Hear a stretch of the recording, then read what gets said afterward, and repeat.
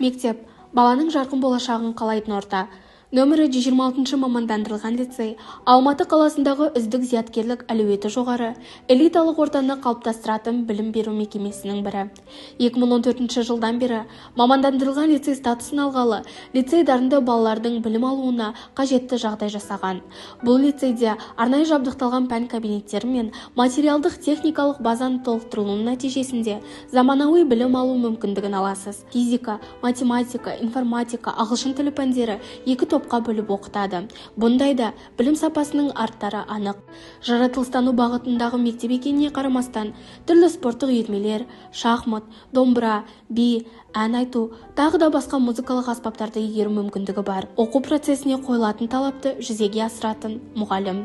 Лицейде білікті де білімді ұстаздар қауымы жұмыс жасайды. Мен Тоқсанбаева Гүлфира Айтқадырқызы, математика пәнінің мұғалімі.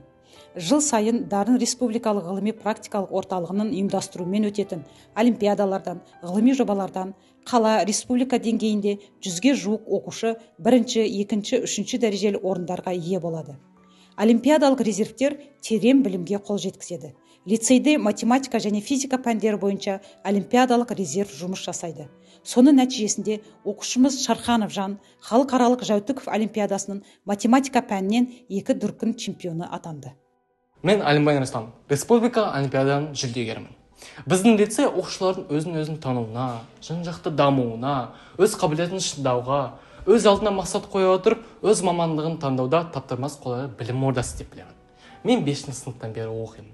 Оқушыларын жан-жақты даярлауға тынбай жұмыс жасайтын білімді, өз маманын иесі деп айтуға болатын ұстаздар қызмет етеді.